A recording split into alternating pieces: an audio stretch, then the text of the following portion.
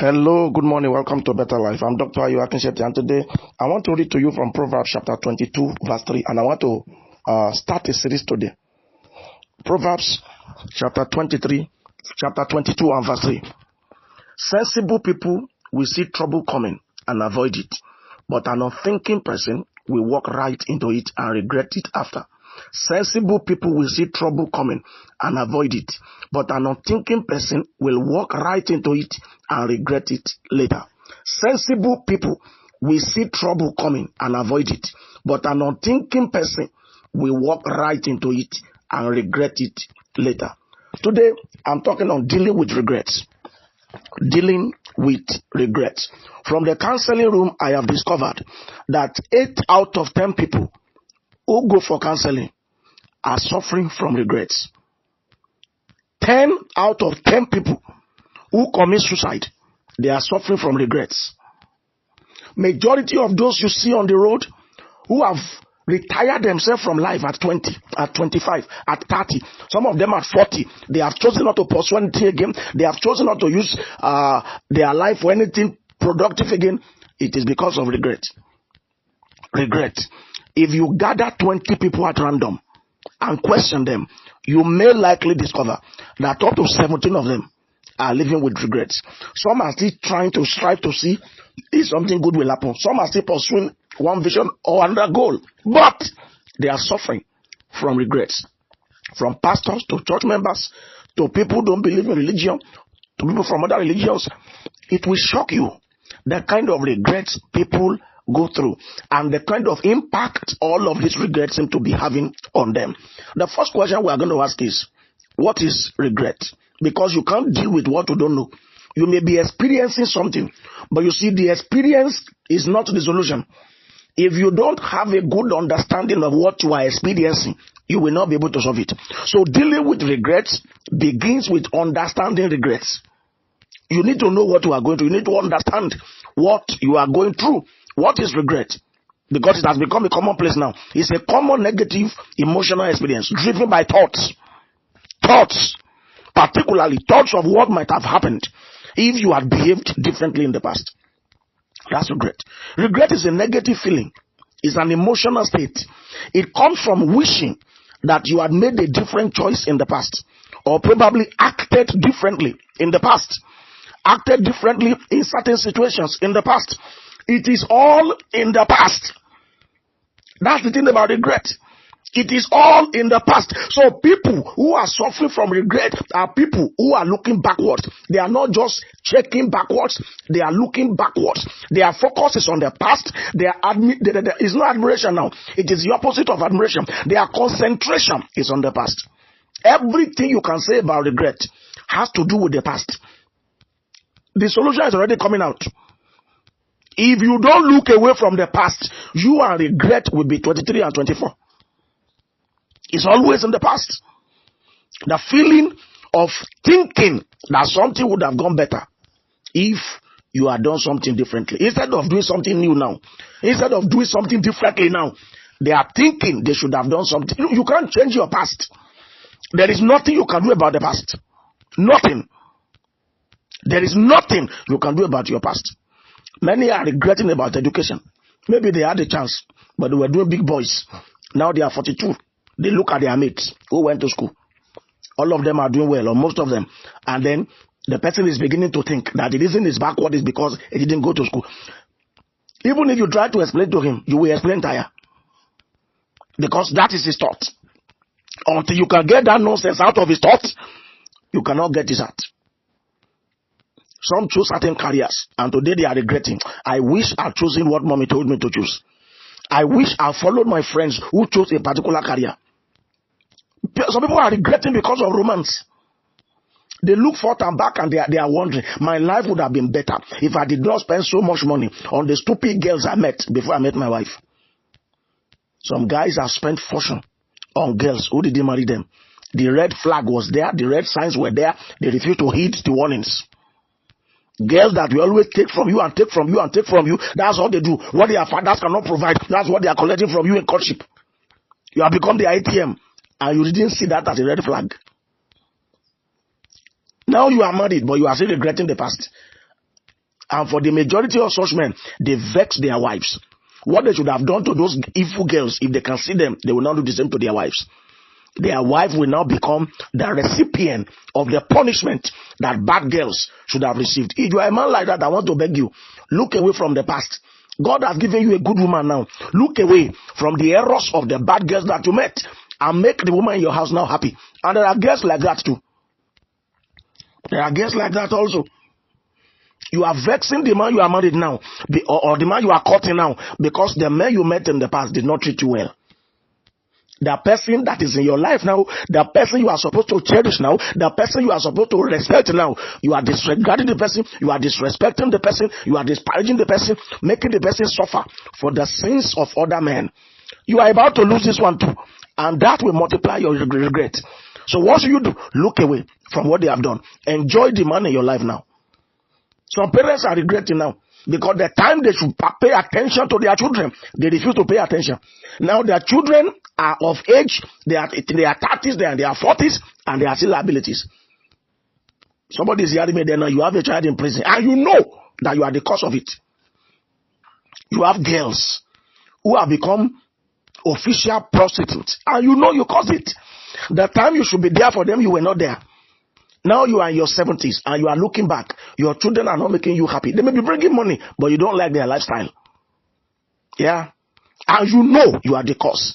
Because the time you should spank them, you did not spank them. The time you should have been available, you left them to housemaid. Now you are regretting. We have to mention these things because there are parents now who need to make a change so that they will not regret in the years to come. Husband is busy from 6 a.m. to 10 p.m. Wife too is busy 6 a.m. to 10 p.m. And you are raising children. You have left your children to housemaid. I can assure you, the money you are making now, you are going to spend that money on hypertension in the years to come. When your children become your heartache and the house help will be nowhere to be found.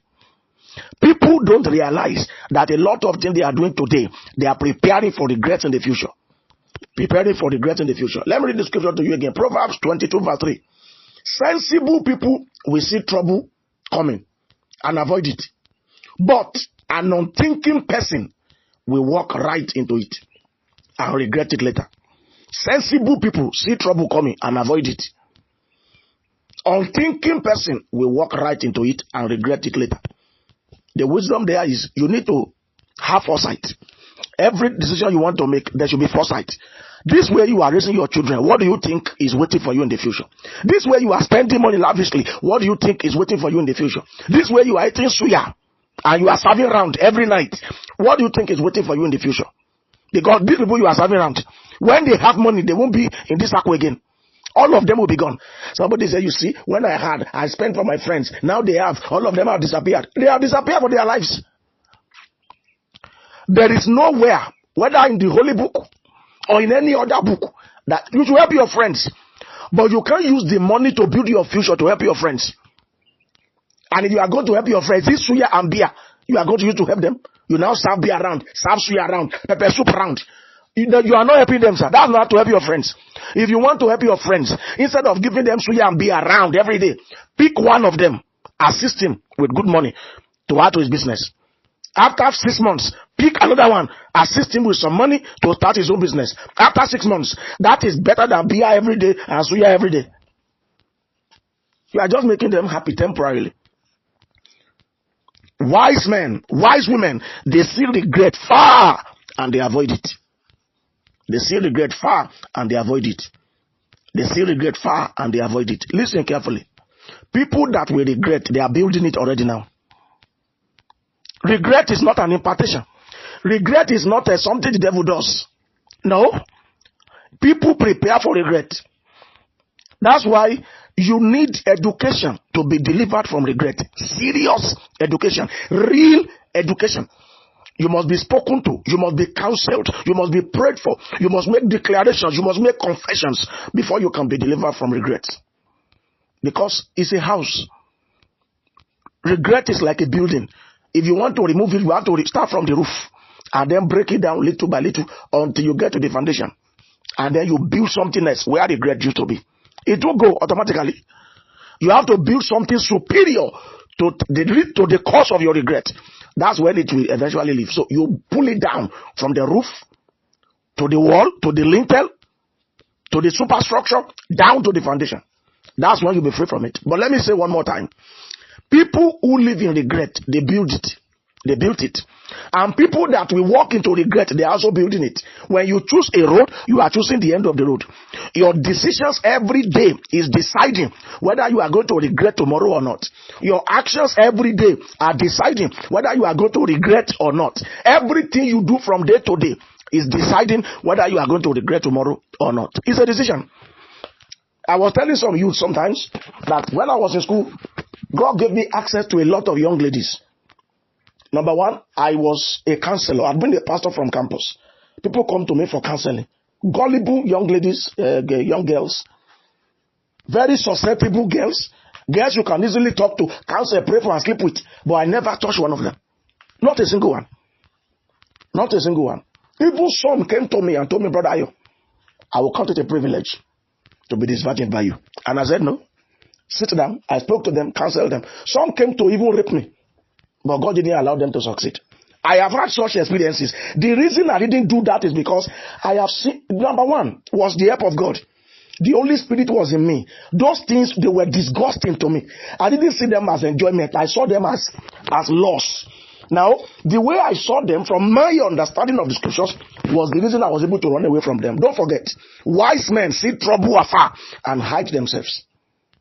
I have seen people, by the help of God, from the scriptures, who took advantage of opportunities like that, and they had sex with different girls. I saw how they ended. I saw what happened after they died. I saw what happened in David's family after he died. I saw the trouble Solomon went through before he could become king. I saw all of that. And in real life, every day, family members, one uncle there, one distant cousin there, I saw what sleeping around can do to people. It does not mean you won't be rich. But mistakenly have one child as a wedlock, you will realize that one bastard in your family is enough to destroy your family. Yeah? You will now eventually marry and have children, and then maybe one or two outside. Those ones can be the problem of your family when you die. And aside that, even if those children are not problems, they won't be happy that they are living in a home. They see daddy, their mother is not there. The person they call mom is not their mother. Who caused it? Daddy caused it. Don't cause regret for your children. Zip up. Don't cause regret. I know today, young ladies of 25, single mother of 3, for the 3 different men. It's not Satan, it's you. You designed your regret. Look, let's stop pampering rubbish. Every young lady hearing me, please sit up. Young men hearing me, sit up. Your life is right ahead of you. Don't use pleasure to bring pressure tomorrow. Some people are enjoying today what they should enjoy tomorrow. You are not married. You are enjoying the pleasure of sex. You are preparing for pressures tomorrow. You are gathering pains for tomorrow. Your regret is coming. Continue to enjoy the pleasure of what you have not paid for. Your regret is coming. Students who are not reading, I can assure you, you will soon regret when you see your result. You will. Others are reading, you are playing, you think you are smart. Your parents want to buy your radio for you. It's unfortunate today that we have parents who will go and pay money to buy question paper for their children. You are destroying their future. Very soon, you are going to cry over the same children, and there will be nobody to tell you to stop. You want to call, we are always here. The number to call is 070 56 66 76 36. God bless you. I'll see you again.